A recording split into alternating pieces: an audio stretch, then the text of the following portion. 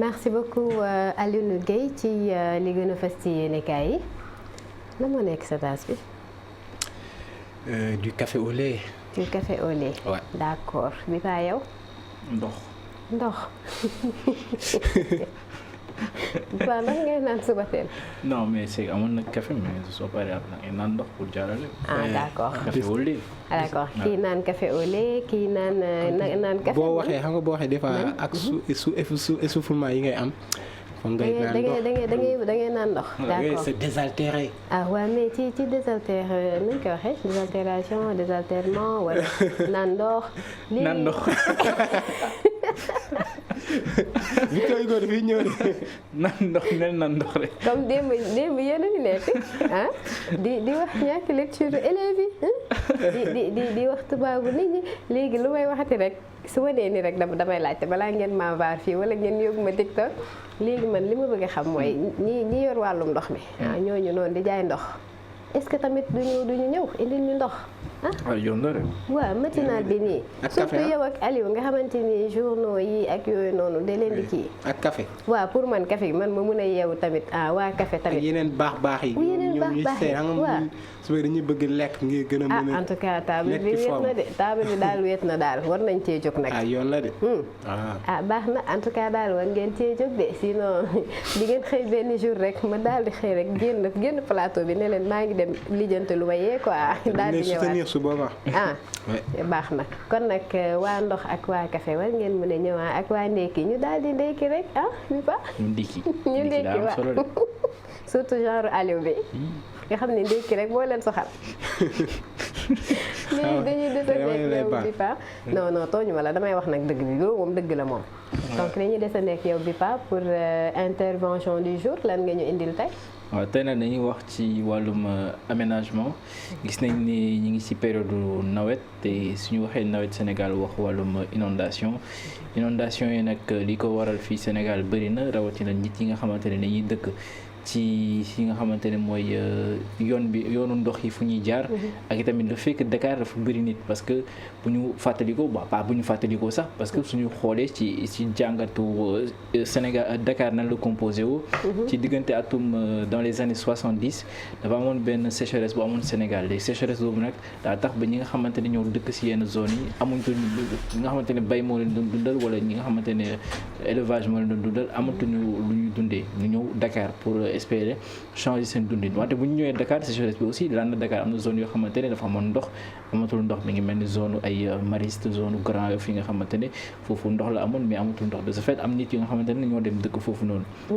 léegi loolu noonu nag dafa andi benn problème mooy ni taw bi mu ñëwaatee de ce fait yooyu day inondé forcément léegi nag am na solution yoo xamante ne nguur gi daal dina ko jël parce que suñu gisee Dakar c'est plus de 3 millions d'habitants te Dakar lu ndaw la à peu près lu toll ak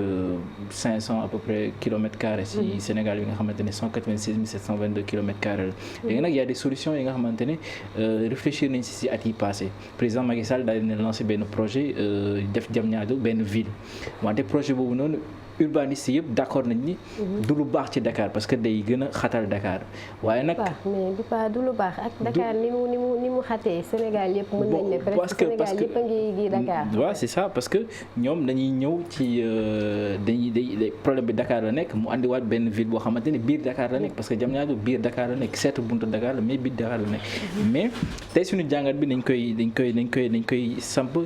si benn ville boo xamante ne tegoon nañ ko bu nga xamante ne projet ville la woon boo xam ne tegoon nañ ko ci année 70 yi ki ko tegoon mooy président Senghor ak partenariat ak gouvernement bu Iran parce que moom dafa gisoon ni jamono jooju noonu lu mu bëggoon gisoon na ne Dakar dans quelques années day bëri nit anticiper woon na ko ak lu ñu munti wax Senghor amoon na ay projet yoo xamante ne moom da doon ci anticiper loolu nag mu jël partenariat ak république bu Iran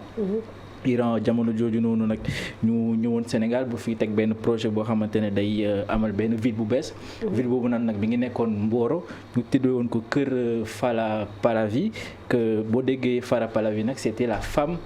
du Shah d'Iran su ñu waxee Shah d'Iran c'était le roi d'Iran ki nekkoon roi Iran temps noonu moo nekkoon Mohammed Pahlavi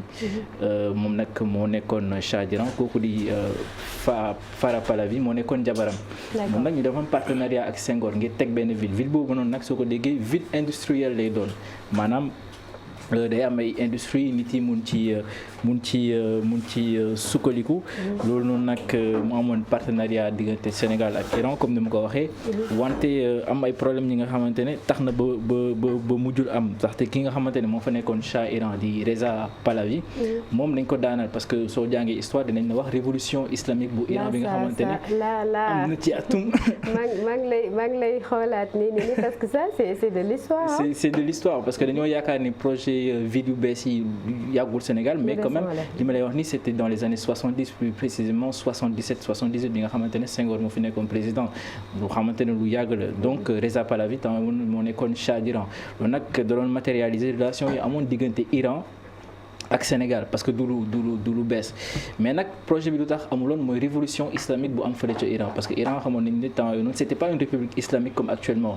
ki fa nekkoon wax naa ko sànq le Shah mooy Reza Pahlavi moo nekkoon Shah d'Iran mais moom ki ko daanal bon je pense que ñu bëri xam nañ ko mooy Ayatollah Khomeini moom moo ko daanal ci atum 1980 de ce fait nag loolu moo tax ba projet bi mujjul antu parce que ñoom bu ñu nekkee république islamique dafa am seen politique dafa changer complètement parce que c'était pas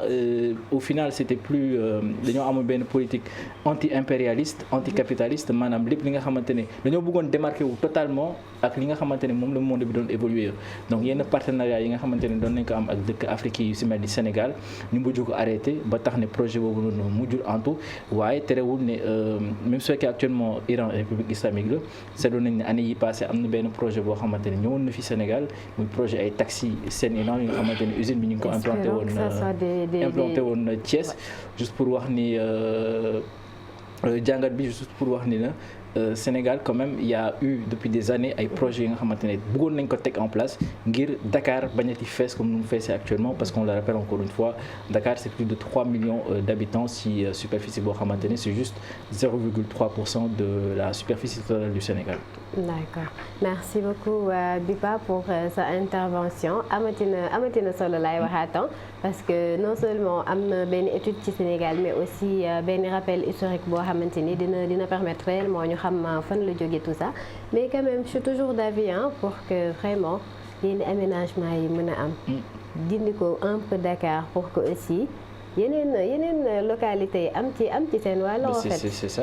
la solution espérons tout simplement que mu nekk des projets yoo xamante ni dinañu continuer donc comme ni ngeen ko xamee ñu nekk jeudi on parle de politique tey nag dañuy dalal rek benn invité bu jóge PRP que damay bàyyi suñu politologue bi Aliou mu daal di koy dalal ñu daal di daal def na fi ab politologue nii quoi ba politologue de spécialiste en politique mais pas politologue.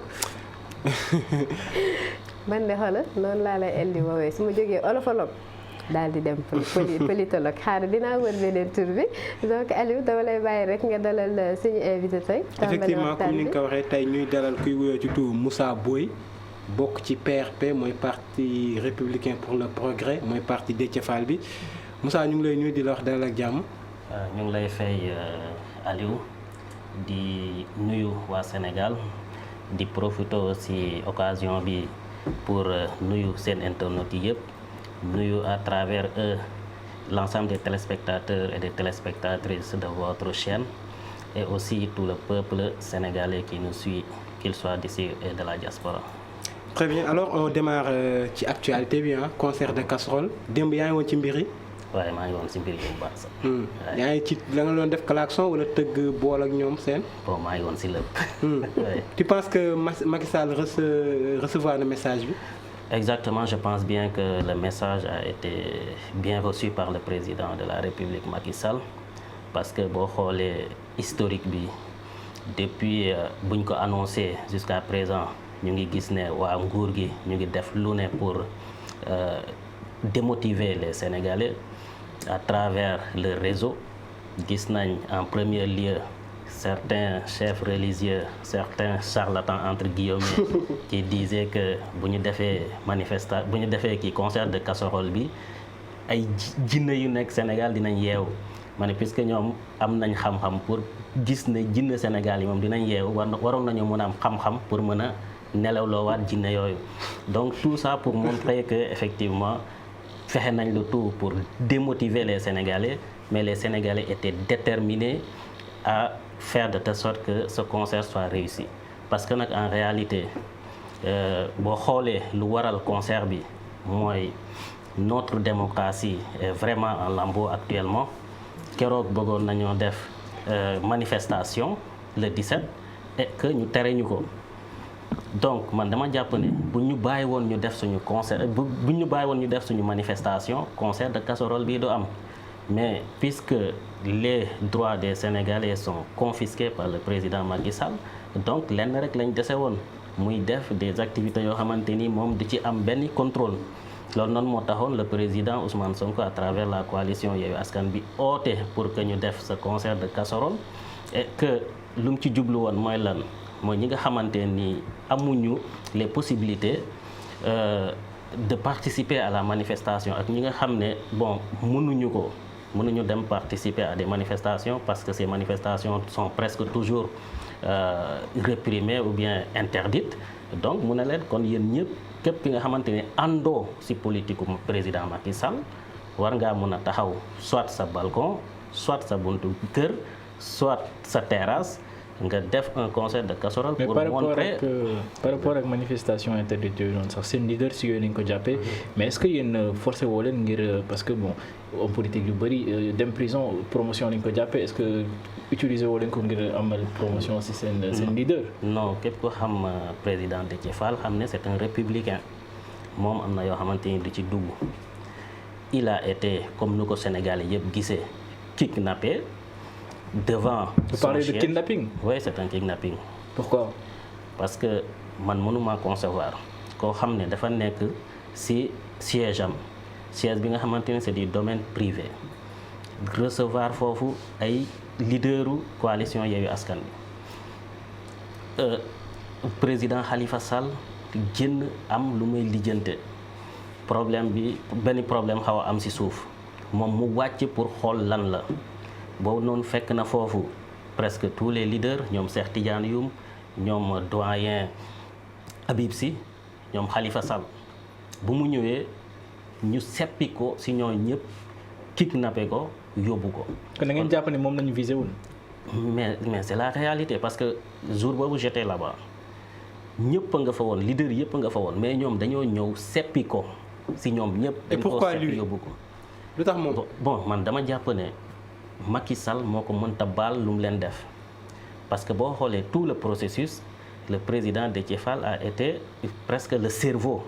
de tout le processus moom moo wone li nga xam ne moo indi njombe bu rëy bi nga xamante ni moom la conseil constitutionnel def ak moom la DGE def parce que moom à travers ses vérifications la gis ne la liste de Benno Bokk Yaakaar ne respecte pas la parité loolu noonu moo tax Conseil constitutionnel et la DGE ainsi que le ministère de l'Intérieur def une dichotomie entre la liste entre les titulaires et les proportionnels que ça soit au niveau de la liste de Yewwi Askan Wi et de la liste de Benno Bokk Yaakaar. mais est-ce que tamit du moom moo indi tamit njombe bi am ci Yewwi ndax moom mooy mandataire bi parce qu'on se rappelle ba mbir mi xewee moom dafa doon accuser Saliou Sarr aussi démentir ni moom laalewu ci liste yi Déthié moom moo am cachet bi mu ngi def lépp est-ce que tamit problème yi yëpp c'est pas du Déthié Fall moom moo ko indi. non je ne dirais pas que c'est Déthié Fall c'est Saliou Sarr ainsi de suite c'était un processus ñëpp a ko bokkoon ñu jël ay responsabilités partagé ko jël Khalifa Sall ne ko jox nañ la les pleins pouvoirs pour que nga mën a confectionner la liste jël Déthié Fall ne ko yow la ñuy yónni c'est-à-dire tu es le mandataire donc le mandataire son rôle c'est quoi c'est de faire ce que les gens lui demandent et c'est ça qu'il était en train de faire donc entre-temps il y a des problèmes matériels et que ces problèmes matériels sont régis par la loi donc boo xoolee tous les deux problèmes yi nga xamante ni moom lañ jàpp ne dal na la confection des listes de la coalition Yewwi Askan Wi problème yooyu noonu yëpp mënoon nañ ko régler et que du tax ñu invalider la liste des titulaires de Yewwi Askan Wi que ça soit le problème au niveau de la parité pour la liste départementale de Dakar loolu noonu gisoon ngeen ne la coalition Yewwi Askan Wi nekkoon na sur le temps requis pour pouvoir faire des réaménagements bu mu ko defee yóbbu ko au niveau de la DGE bañ mais après bu ñu defee recours au niveau du Conseil constitutionnel, le Conseil constitutionnel a tout simplement donné raison aux mandataires de la coalition Yewwi Askan Wi. man ci jàpp bi laay des ba léegi ci jàpp bi laay desandi ba léegi est-ce que quand même biñ ñëwee jël ko ci jour manifestation bi yóbbu ko est-ce que bett na leen aussi temps bi ngeen xamante ni moom la def yëpp est-ce que xalaatoon ngeen ne mën na jël envergure bu toll nii. non pour man je ne pensais pas que Macky Sall dina oser violer les lois, violer les droits individuels et collectifs, violer les droits d'un député bi nga xamante ni il est protégé par l'article 61 de la Constitution, protégé encore par l'article 51 du règlement intérieur de l'Assemblée nationale. Ñu protéger ko aussi par et ça c'est un droit collectif par l'article 8 de la Constitution. Moom mu jël droit yooyu noonu yëpp salfaañe ko pour mettre en prison le président Déthié Fall. mais dañ ko jàpp en flagrant délit. mais c'est ce qu'ils veulent dire.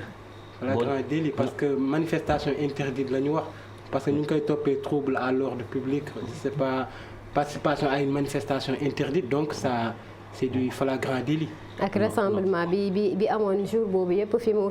nekk rassemblement boobu est-ce que nekkuloon tamit woon nit ñi pour après ñu dem quelle manifestation interdite problème bi yëpp foofu la une manifestation au Sénégal les manifestations au Sénégal sont déjà autorisées par la Constitution du Sénégal donc lu ñu defoon pour le 17 c'était quoi dañoo demoon au niveau de l'autorité préfectorale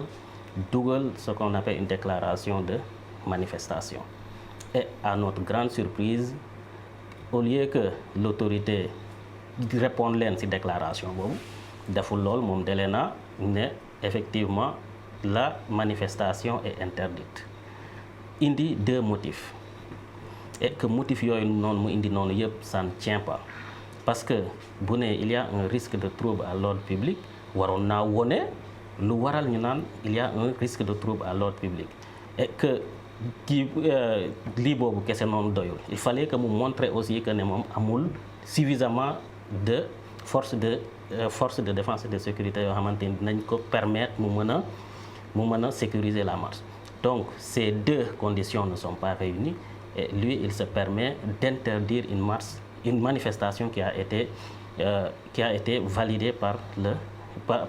la Constitution du Sénégal donc man jàppuma ne causes yu ñu teg pour jàpp le président Déthié Fall c'est des causes qui tiennent donc c'est des causes qui ne tiennent pas. léegi yéen démb ñuy fàttali ni démb lañ ko woon àtte sax moom ak Mame Diarra Fam mais dañ ko daal di dàq ba 27 juin léegi d'ici loolu yan jéego ngeen def ngir ñu bàyyi seen leader. bon lu ci njëkk mooy lan mooy lu ñuy def nii muy on va montrer à la face du monde à la face de tous les Sénégalais que effectivement les droits du président Déthié Fall sont bafoués. On va montrer aux Sénégalais et aux Sénégalaises que Macky Sall ne respecte pas les lois et règlements de cette nation. Macky Sall ne respecte pas la démocratie. Macky Sall ainsi que l'Assemblée nationale effectivement ne respecte pas les droits des députés. Donc on va montrer ça à la population du Sénégal et on va intenter aussi d'autres actions au niveau international pour effectivement montrer la vraie face du président Macky Sall. am ngeen ay actions yooyu noonu concrètement lan la war a doon da ngeen nar a organiser manifestation parce que aussi on le rappelle que am na aussi beneen manifestation boo xamante ne c'est prévu pour le 29 bu coalition Yewwi Askan Wi est-ce que neen ko si ñambasaade si toutefois condamné nañ ko wala boog suñ ko libéré na ngeen di bàyyi mu sedd bien action ngeen ñëw nar a def concrètement. Bon, ce qu'on va faire c'est de s'inscrire sur les prérogatives sur ce qu'a décidé effectivement la coalition Yewwi Askan Wi. La coalition Yewwi Askan Wi a décidé de faire une manifestation le 29 prochain et cette manifestation comme nuñ ko waxee noonu lañ koy defee muy lan qu'importe ce que va décider Macky Sall et ses services cette manifestation aura lieu. comme mun nañ xalaat ay tensions amaat. mais bu ñu bëggee tension bañ a am je pense bien que c'est Macky Sall qui doit revenir à la raison c'est ça le problème Macky Sall moo war a revenir à la raison parce que mënuñoo accepter en 2022 ñuy interdire des manifestations pacifiques au Sénégal alors que gis nañ la manifestation du 8 passé gis nañ ne amul woon benn débordement on avait utilisé peu de policiers pour pouvoir encadrer cette marche et que bu ñu paree gis ngeen ce que les Sénégalais ont fait def nañ une opération qu'on appelle une opération interne c'est-à-dire nouveau type de Sénégalais mooy lépp lu fa nekkoon ci ay saleté ñu dindi ko jusqu'à ce que place bi je pense bien que bu ñu fa jógee dafa gën a set que ça nuñ ko fekkee woon. mais n'empêche bi marche bii nii n'empêche même bu fekkee ni interdire nañ ko ngeen def ko. am na ay conséquences am na ay nit ñoo xamante ni ñàkk nañ ci seen bakkan mais même bu fekkee ni président revenir à la raison comme ni nga ko waxee ngeen defaat manifestation bi yéen a ngi sóoraale quand même ñi nga xamante ni pare nañ tout le temps pour ànd ak yéen quoi qu'il en soit. mais imaginez nous on a. en fait juste pour xam rek ndax nombre de décès yi nga xamante ni moom moo fi am blessé yi sàndante bi et tout est-ce que tiré ngeen ci leçon quand même balaa ngeen di avancer waat beneen. on a tiré les leçons et tous ces dégâts sont imputables effectivement au président Macky Sall donc loolu noonu je pense bien que tous les Sénégalais épris de justice savent que loolu noonu jógewul si ñun d'autant plus que ñi nga xam ne ñoo ci lorule ñu ci bëri si ñun lañ bokk. waaw ci yéen lañ bokk mais manifestation bi moi je pense que s'il n'était pas autorisé ngeen wane ne autorisation bi dafa war a am peut-être taaxirlu wala trouver beneen date wala xool ni ngeen di defee njàngatee wala waxtaanee négocier ba amal manifestation boo xamante ni c'est autorisé est-ce que tane gënul woon quand même loolu noonu dañ koy def ak koo xamante ni respecte la démocratie respecte les lois Macky Sall ne respecte rien et que ñun laajuñu ko autorisation déclaration de manifestation lañ ko wax donc amul benn prérogative dañu naan on n'autorise pas votre manifestation donc mu bëgg ko mu bañ ko cette manifestation aura lieu te luy jàmm ci moom mooy mu autoriser cette manifestation. Vous défiez l'État. mais loolu lañ fi dese vous savez on a épuisé tous les recours dem nañ ba conseil constitutionnel joxe le verdict final en se disant que ñun la liste de nos titulaires du bokk. donc ñun lu ñu dese mooy lan muy exercer notre droit constitutionnel à la résistance et c'est ce que nous sommes en train de faire et la résistance est multiforme keroog def nañ ko ci manifestation autorisée comme nañ ko waxee entre guillemets ñu defaat ñu bëgg a defaat manifestation ñu tere ñu ko démb gis ngeen def nañ benn concert de casserole mu réussi carrément et que dinañ continuer di initier d'autres actions pour effectivement ñu rétablir ñu ci suñuy droit. loolu leen di seen lan ngeen bëgg actuellement ngeen élection yi ñu repousser ko ñu rétablir liste Yewwi Askan Wi liste titulaire yi parce que on sait que décision bi actuellement c'est irrévocable. lu am ba am mooy lan depuis le début les leaders de la coalition wax nañ ko muy tant que la liste des titulaires de la coalition Yewwi Askan Wi n'est pas rétablie il y aura pas d'élection. mais waxoon nañ fi semaine bi passé aussi ne problème de photo bi ngeen bëggoon photo Ousmane Sonko bokk ci liste yi aussi évoqué woon ngeen ko maanaam da ngeen déplacé woon débat bi aussi. waaw mais loolu noonu aussi day doon des débats collatéraux des décisions de justice que le Conseil constitutionnel et le ministère de l'Intérieur ont pris parce que pour mën a am benn photo au niveau du bulletin de Yewwi Askan Wi il fallait que ñu am tête de liste au niveau des titulaires alors qu'on n'a pas de titulaire donc on ne peut pas avoir de tête de liste looloo tax keroog bi Déthié Fall demee pour jël le bon à tirer pour bu mu demee ñu présenter ko le bon à tirer moom mu ne du ko signer parce qu'il ne le signera pas. léegi ci question bi bi sax laay des yéen est-ce que jamono ji yéen waa coalition Yewwi Askan Wi nangu ngeen ñu reporter les élections. vous êtes pour Macky Sall moo def lu ko neex donc na fexe def noo xamante ni ñun dinañ bokk. est-ce que vous êtes pour le report oui ou non. que ça soit un report ou pas lu am importance mooy lan moo def njomb bi na fexe le tout ba la liste de Yewwi Askan Wi bokk ci élection yi. ci seen manifestation bi passé gis nañu police teg na loxo ay way Samba Boy ñu leen di toppee ay crimes yu grave parce que nee dañoo bëggoon attaquer Cap des Biches yenn makaanu dëkkuwaay yu réewum tubaab France mais aussi dem attaquer yenn kër autorité te d'après li ñu am ci enquête bi ne il risque la prison à vie yéen nan ngeen ko gisee. bon boo nekkee état boo xam ne depuis 2012 mu ngi lay wax loo xam ne du dëgg lu ci bëri ci lu muy wax dara du ci dëgg lépp loo leen tënk mu def le contraire ngeen am président de la république boo xam ne nu ko Idrissa Seck doon waxee dafa mel ni dafa diw laaloo si gémmiñam parce que lépp lu mu wax génn ci. Idi léegi mu ci bëgg soow mi de. ah bon soo mel ne xanaa. peut-être. te soow mi sax est-ce que def ñu si Gloria léegi. ah doy na waar peut-être c'est son choix mais en tout cas les Sénégalais vont juger de son choix. Ouais. De toute façon nous au niveau de cette coalition xam na loo xam ne duñ ko fooyee muy les lois et les règlements de ce pays on ne va jamais jouer avec ça et que lu ñu constitution may dañ koy jël qu'importe ñoom lu ñu mën di teg dañ koy jël. léegi comme ni ma ko waxee woon léegi gis nañu ci élection yooyu sax la ñuy des ci seen parti bi di PRP. ci gis nañ sax la jeune la Fatou Bintou Mbodj ñu investir woon ko ci liste titulaire yi. à part moom est-ce que am na yeneen ñu investir ci seen parti bi di PRP ci liste coalition Yewwi Askan Wi. Oui, il y a d'autres personnes qui ont été investies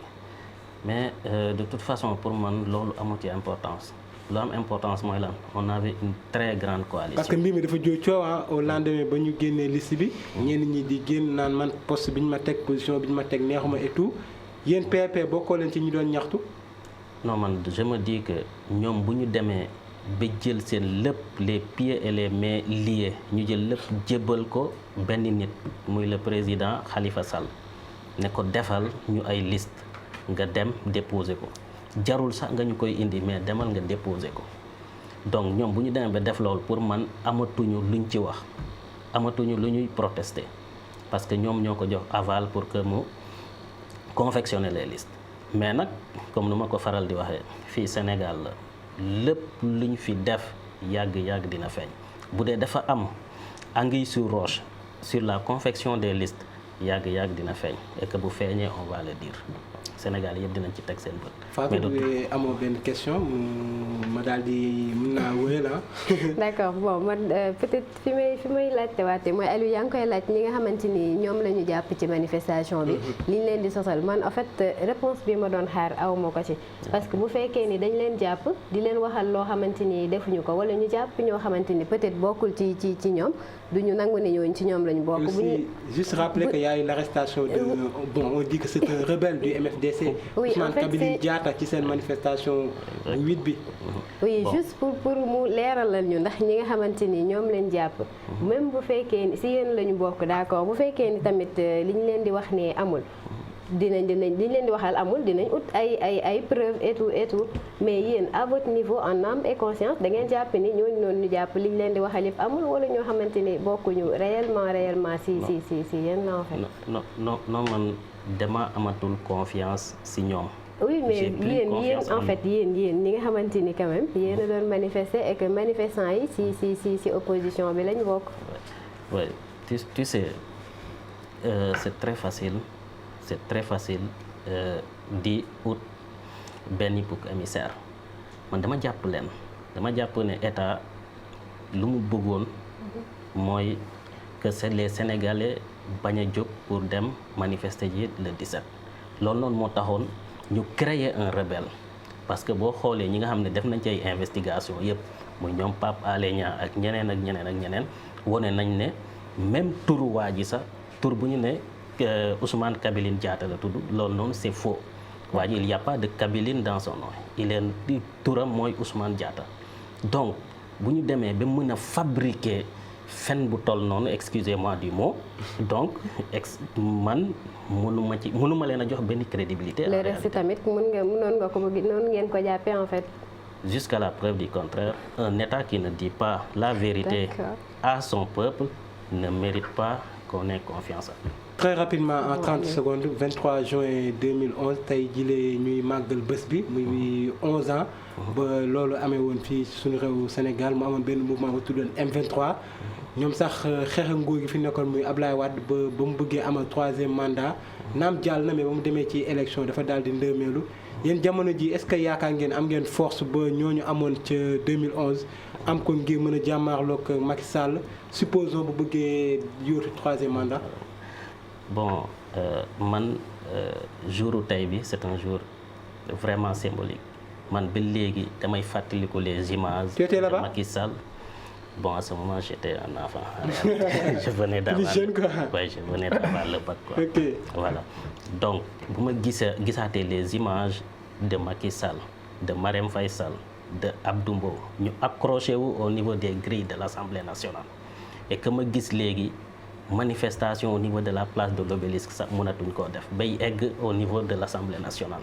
Donc man affaire damay métti. Je suis écœuré et peiné par le recul démocratique qui se passe actuellement. Mais pour vous dire vrai, 2011 ak 2022 bokkul. 2011 Wade def na lu muy def jaxase mélangé ba doon candidat. Mais en 2024 Macky Sall si boppam xam na ne amul la force nécessaire pour se présenter à une troisième candidature. lu mu pare mooy lan forcer rey les Sénégalais pour se présenter. Et que loolu noonu duñ ko ci bàyyi. benn bakkan du ci rot te du doon candidat en 2024. Voilà, donc di la remercier monsieur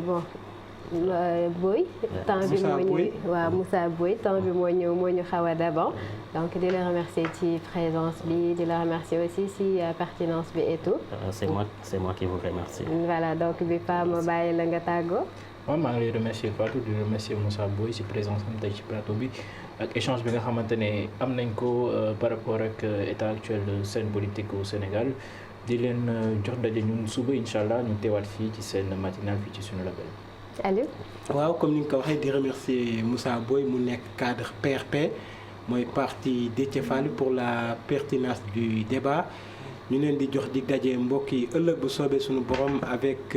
la même équipe comme d'habitude. Voilà, merci Aliou, merci Bipa, merci Moussa Boye ci échange bi vraiment di remercier suñu téléspectateurs yi àndoon ak ñun depuis 8 heures.